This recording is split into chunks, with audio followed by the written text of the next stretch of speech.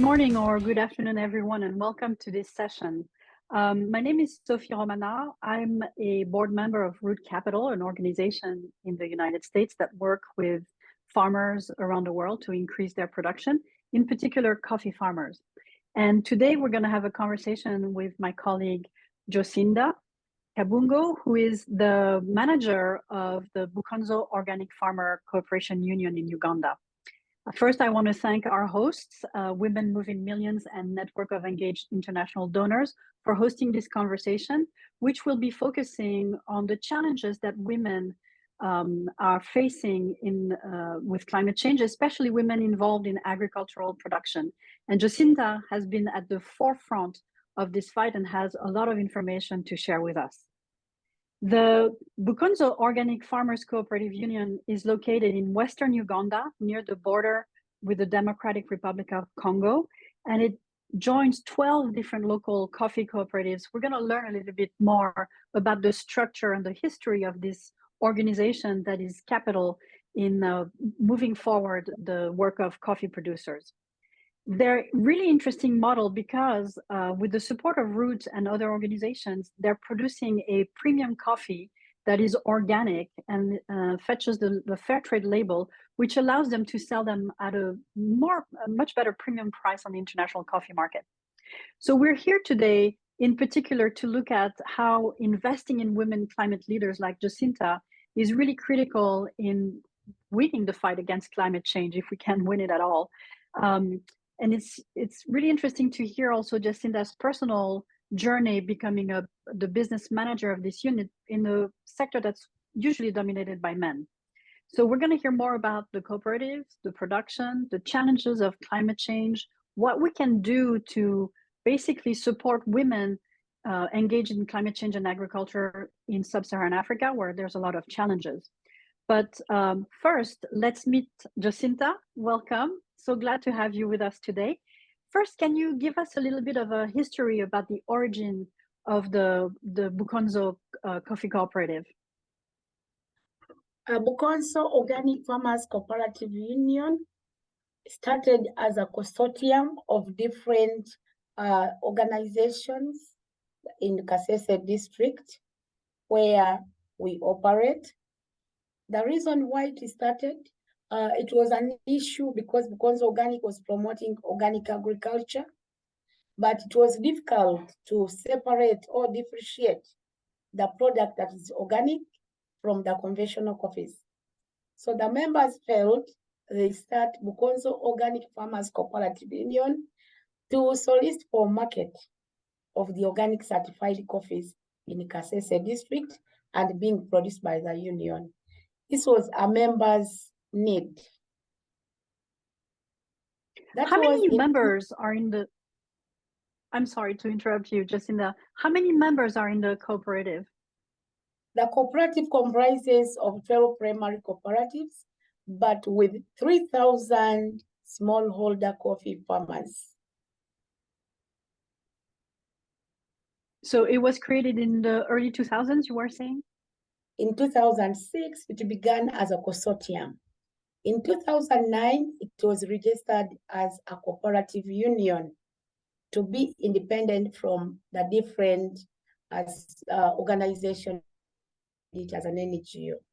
So we moved from the NGO way of thinking and we went into cooperative union to think as a business to look for market of the certified coffees of our farmers. And we went ahead because priorly our coffee was sold as druga, the dried coffees. We didn't have any value we were adding. But when we got a certificate as a union, we added value. That's when we began to say we can wash our coffee. Now we went into washing coffee through small micro washing station because we knew the farmers would concentrate more on small volume so that they maintain the coffee quality. We have maintained our quality. Our quality now is 86.5. And this one allows us to sell to the specialty market. And 95% of our coffee is sold to international market. And the role of Bukonzo Organic as a union is to look for better market for these coffees that have been produced by the different cooperatives and delivered at Bukonzo. So we negotiate for market as a union, and we have a bargaining power. Because I said we are smallholder coffee farmers. So the small coffees that come from the different farmers is bulked, and we negotiate as a union. We now have a bargaining power. And we have sustained our certifications, fair trade and organic. We have also added what we call geographical indication. We want to bring it to the notice of the buyers so that they are also able to pay for a small premium to ensure that we improve the economic income of the farmer. Premiums are received organic and fair trade. For fair trade premium, we establish different projects amongst the cooperatives, amongst the farmers. Then the organic premium goes back to the farmer to also encourage the farmer to do more of activities on the farm. Very interesting. Can you explain to us what does it require to become an organic certified coffee producer in Uganda? To be organic certified as a coffee producer, you have to register yourself as a farmer to your cooperative to say you have an interest. Then Bukonzo organic farmers will come and make verification of your farm if you comply. One, you should be a coffee farmer. Two, you should be able to adopt to the requirements of organic, that is the internal control system. You should be able to do that. You should be able to convert to the organic and accept to go through 3 years of conversion. So if you accept that, then we contract you, we supervise you, we conduct internal inspection, we conduct external inspection by an external auditor who comes in from Ceres. And when you comply after 3 years, that's when Bukonzo Organic begins to buy the coffee as organic. And that's when the farmer will begin to get a premium. It's a process that goes for 3 years. After 3 years, when you are compliant, that's when you are certified organic and you are able to sell to the international market as certified coffees from the farm and from the different cooperatives. This is super interesting.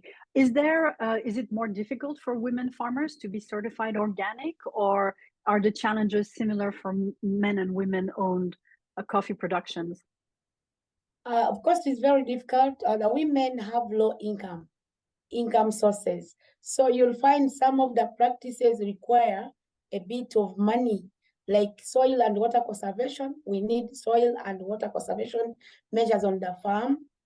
We need to see buffer zones so that the different people around you who are not organic do not affect your farm. So there are different activities that require a lot of money. And you understand women have very meager sources of income. So you find out that they will stay longer in the conversion because they have to do it on their own and it takes them time to convert. Interesting. How many women are members of the union? We have 1,260 women in the cooperative, and they are all organic. This is great. This is so interesting. So help us understand, how does climate change affect the coffee producing value chain of your farmers? What are the issues they're facing, and what do they need to better manage or adapt to those climate change events? The farmers need to be resilient in one way or the other. One majorly is to have their farms when they are well managed, when they have the soil and water measures, when they are able to mulch their coffees. They should be able to mulch their coffees. They should have trees on the farm so that they are able to shed and form mulch on the farm and produce manure. They should be able to ensure that their soils are healthy by fertilizing them, which is also a cost because one, they have to get fertilizers at a cost if they cannot make them locally. So these are issues that really are affecting the women, and due to issues of climate change, they see production reducing. And what type of events? I mean, let me understand. If I live in the community where you work with your farmers, what are the risks I'm facing? Is it flooding? Is it drought? Is it disease? Is it pest? Is it all of them? What are the challenges I'm facing as a farmer in your community in terms of climate change? I would say at the end of the day, you find every challenge is affecting you. One, like now, we are seeing a lot of drought. We are really getting a lot of challenge because there's a lot of drought. The berries are drying up. And time will come when it is raining, the rains will come beyond normal.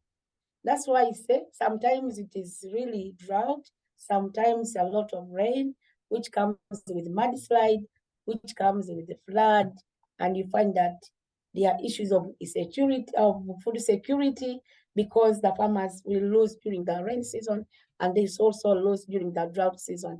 So it's a combination of factors. It's really interesting because to me, it's very counterintuitive that a place where there is drought would also be a place where there is flooding. So it helps me build a mental image of the different types of issues you are facing. You've also spoken about disease and pest. Can you help us understand what types of diseases and what type of pests the farmers are facing?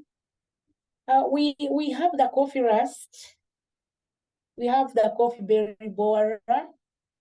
We have over production where you'll find on one coffee tree, there is a lot of berries. But in the middle, you find them, they are drying up on the coffee. So we are told these are issues, these are changes that really are affecting the farmers. These are examples that I'm able to see, and it's what we see in the different farms. And the farmers you work with, so they have a coffee plantation or production or a plot of coffee, but do they also grow vegetable gardens or other crops for subsistence, or do they only focus on coffee? Our farmers diversify. Of course, these are smallholder farmers. They may not have a very vast land to say, I'll plant coffee here and I plant banana. So you'll find on the same farm, you'll find banana, you'll find vanilla, you'll find beans, you find trees, you find fruits. All of them are on the same farm, which means the soils have to be fed well to support all the different crops on the farm. Very interesting. So Bukunzo Cooperative, they play a unique role in building rural livelihoods. And at Root Capital, we call that type of organization engines of impact because of all the technical support you provide, because you help those small coffee holder producer get some financing. What are the different ways that your cooperative is working with farmers to build climate resilience? What are you engaged in with? We have Like we are trying to improve on the way the farmers are farming.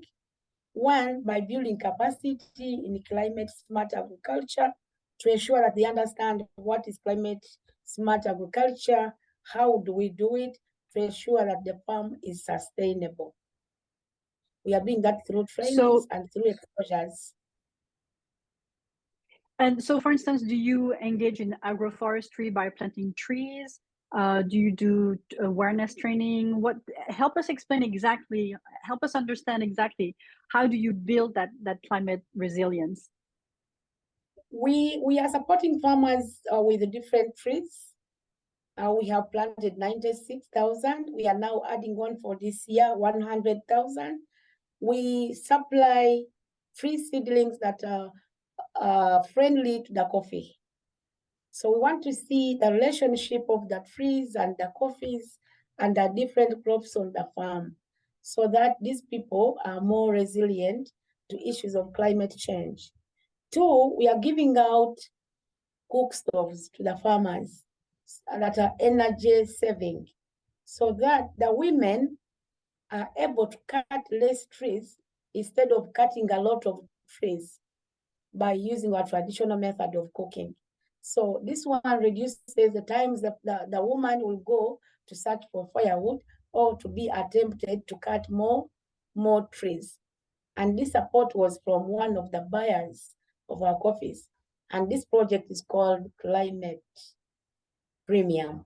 We get a premium, we buy cook stoves and support the farmers so that they also adapt to climate change. So it's a combination of actions, right? It's planting trees so that we conserve more water in the soil and we produce more shade, if I understand correctly. It's also creating organic fertilizer.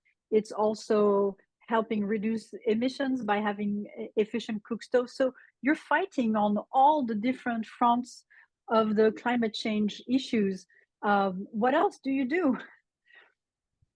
With the women to be empowered, we have suggested to support them form small groups. We call them MSLOAs, Micro Station Saving and Lending Associations, where maybe if a woman has a challenge, instead of selling the coffee when it is still not yet ready, should go to the MSLOA, access small money, solve the challenge beforehand, so that the coffee is able to be ready and to be supplied to Bukonzo Organic.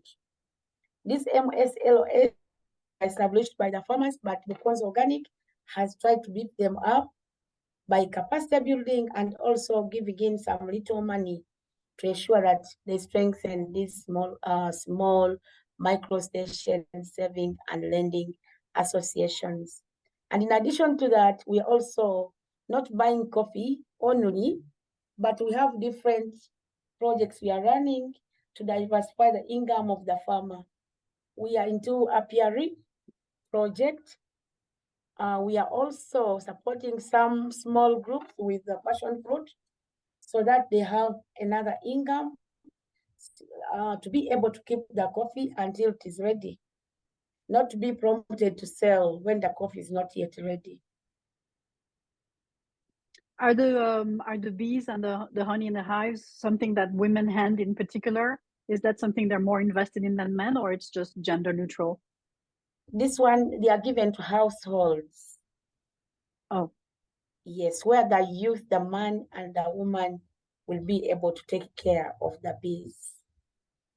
And it is an advantage to the coffee farm because the relationship of the bee and the coffee is quite important during fertilization. I see. So you're building an ecosystem that is increasing the resilience of those smallholding farmers by not only building the soil resilience and its fertility, bringing more shades, using water in microdosing or in small amounts, but also adding bees and other things that really build an entirely resilient ecosystem, and also equipping women and men and young farmers as well with the skills they need to be have sustainable farming. It's really wonderful. Let's talk a little bit more about financing, because it's big issue finding enough financial resources to support those farmers.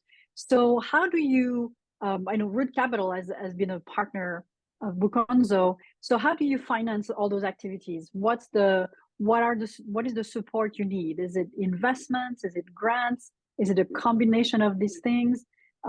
Is it also the revenue you get from the coffee? Can you help us understand the financial picture? Yes, as a small cooperative that is growing, we would be more interested to getting grants so that we are stronger.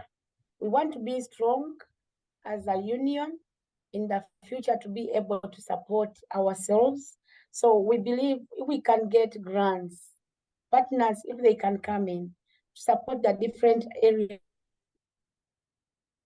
explained about. We should in the future be able to sustain ourselves.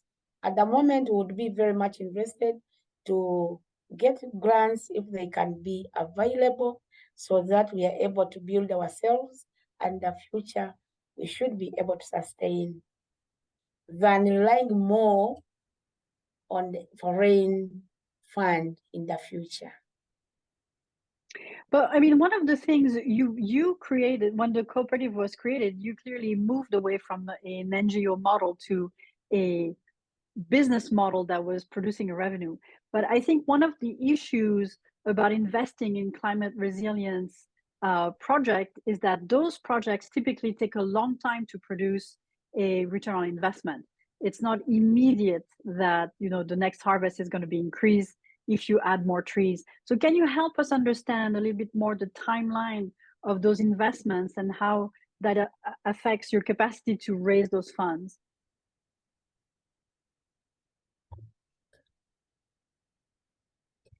Raising funds has been gradual. It has not happened today or yesterday. We have been raising funds from different development partners like ABI, LWR, and the financial lenders like Ruto Capital and Shared Interest. These people have come in, these partners have come in to support. But still, practices on the farm, activities on the farm do not require a one-time support. This one requires routine. That's why we should be strong enough. And in the future, from the different savings we've realized, we should be able to sustain ourselves. But for now, we still need support. We still need donor fund to build the capacities, to also have resilience on the farms, so that the production and productivity increases, then we get more premiums and be able to sustain ourselves in the future. I love this model. I think it's very clear and it's easy to understand. You've talked about capacity building and trainings. Can you give us an example of the trainings the farmers have received, either in technical support or agronomy and climate resilience or business? What types of trainings are they exposed to? And is there a different training for women as well? Yeah, we have had different trainings. One, targeting the farmers, targeting the board, and targeting management. Now, with farmers, we look at how best can you manage your farm. What are the good agricultural practices on the farm? How do you mulch? How do you prune? How do you manage water and soil on the farm? How do you diversify? How do you plant a tree? And how do you make a relationship of the different trees on the farm? How do they benefit from each other? Those are trainings on farm with farmers. And normally we use other model farmers.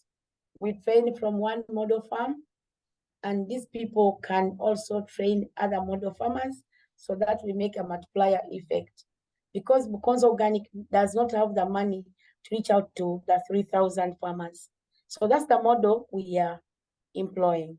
And Root Capital will come in to train the model farmers so that they grasp the technology and they are able to take it back to the farmers. Then we would come in again with Root Capital to do monitoring and see how far the farmers are performing. That is the level of the farmer. Now, when we go to the level of the primary cooperative, we have had trainings in good governance and financial management. It has also been at the level of the union to train the managers, the manager and the finance people on finance management and gender development of the policy. This is where we are with Ruto Capital. Tell us a little bit, I'm curious about your own personal journey to becoming the manager of such a large cooperative. How did you, tell us about it? How did you arrive there, and what drove you to become a climate change leader, but also just a business leader for your community and your fellow coffee producers? Priorly, I was working with an NGO, I learned the skills and the management of NGOs, but I still had that feeling because my parents were members of the cooperative. They were farmers and coffee farmers, and the fees I was being sponsored by was from the coffee, sales of coffee. And my parents had shares in the cooperative, but time came, they retired, and they sold. I would say they passed on their shares to me. That was my mother passed on the shares to me, because shares are not sold, but they are transferable. So I went into the system in the cooperative movement, and time came. There was an advert. I felt if I have been a member of the cooperative, and I know how cooperatives run through my parents, because time came I would attend AGMs. Why don't I also see if I can apply for this position? Because there was a call. I applied, I was shortlisted, went for interviews. I think I proved that I could manage. We were 6 people. I was the first among the 6 people. So I took over the position of general manager.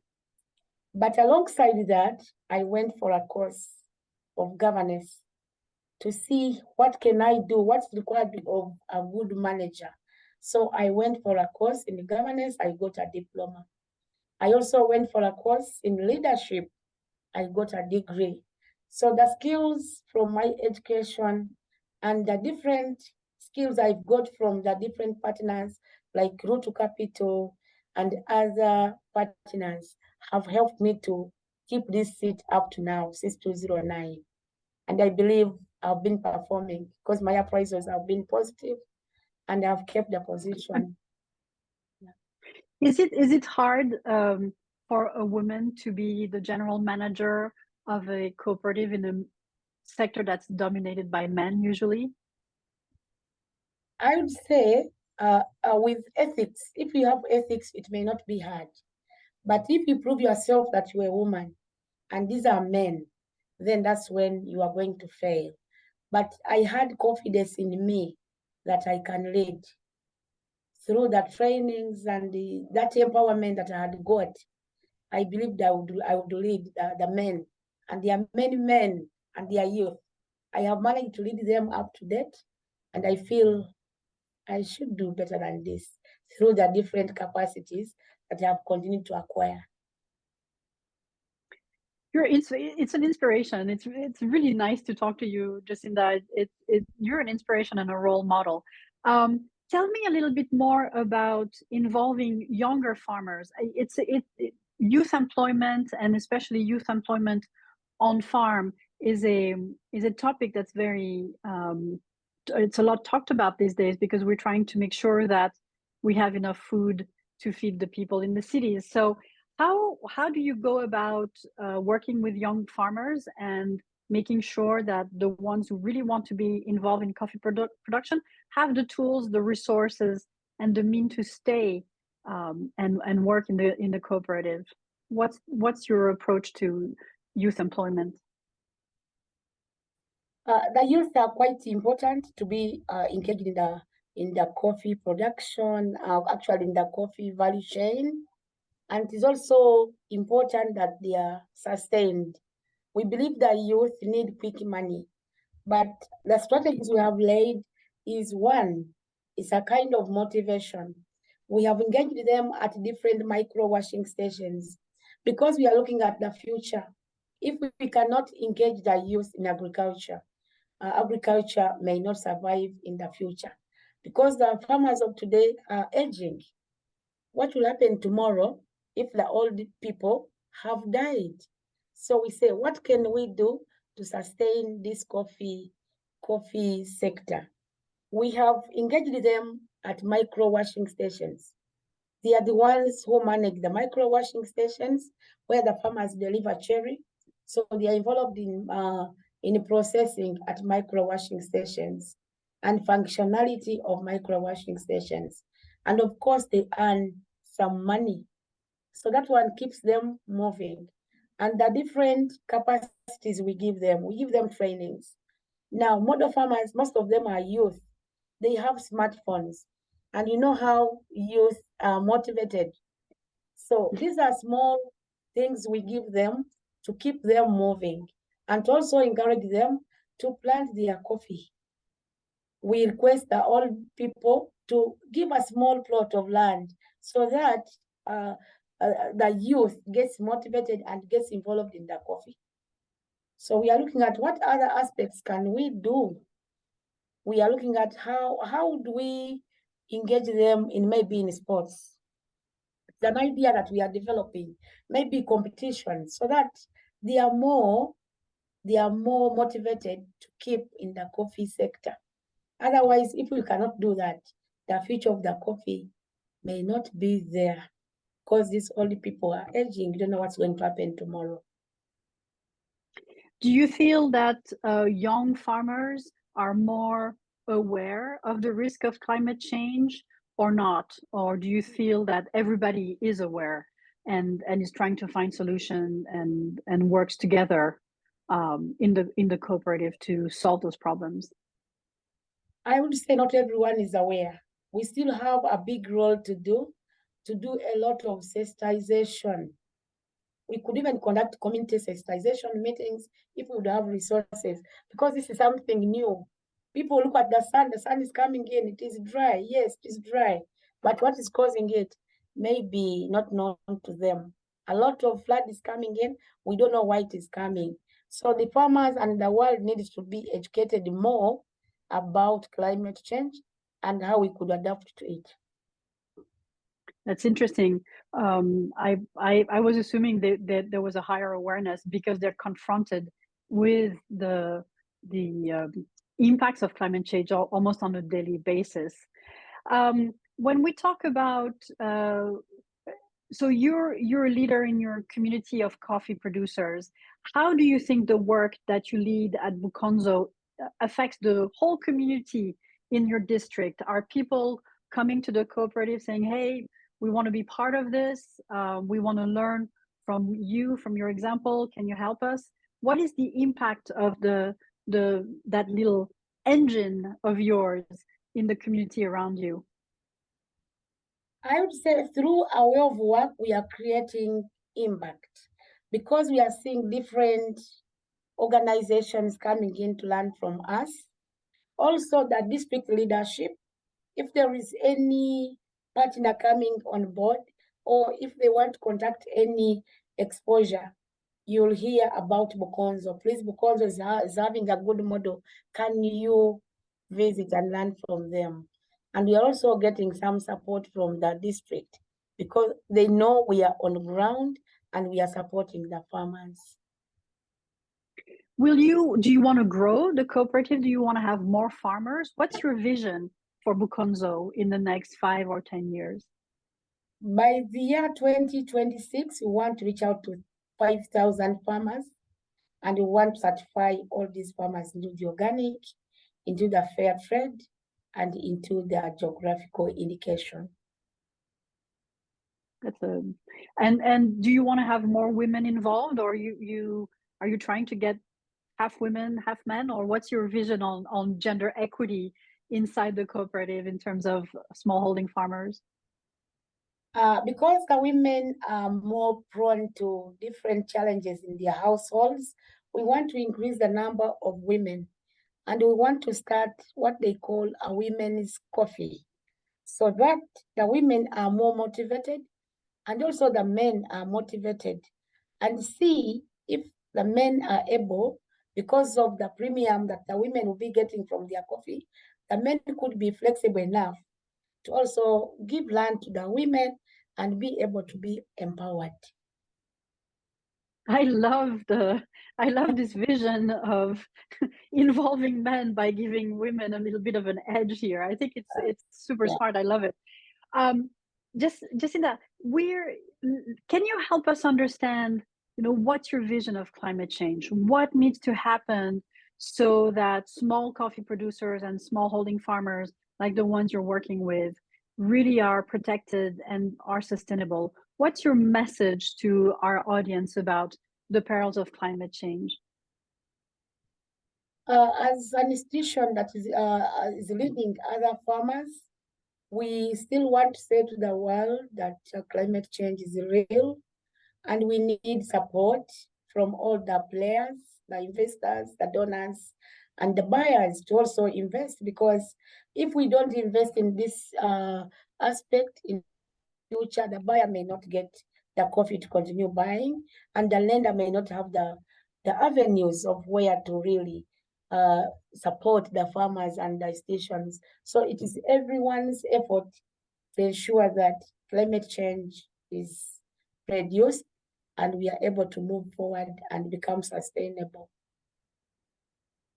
I think it's a poignant message. It's really important that we understand how critical it is that we all get together behind solutions that mitigate and also help us adapt to the risk of climate change. Jacinta, it's been such a pleasure and an honor to speak with you today. I have learned so much. Do you have any final words you want to share with our audience before we close this session? The message I have is to speak to Root to Capital team for the support. They have not been there for us to give us money for coffee purchase only, but they have been there for us in all aspects. We have got money for social activities. They have come in during the situation when we had flood. So they have really supported Bukonzo, and I will pledge to say that whichever coin comes to Bukonzo, as a leader, I should ensure that it is utilized in the right way. So we still speak to them to say, continue to support Bukonzo Organic in the areas that have been stipulated. Thank you so much. You're an inspiration, Jacinta. Thank you so much for sharing with us your story, the story of the cooperative, and for showing us that women leaders are essential in our fight against climate change.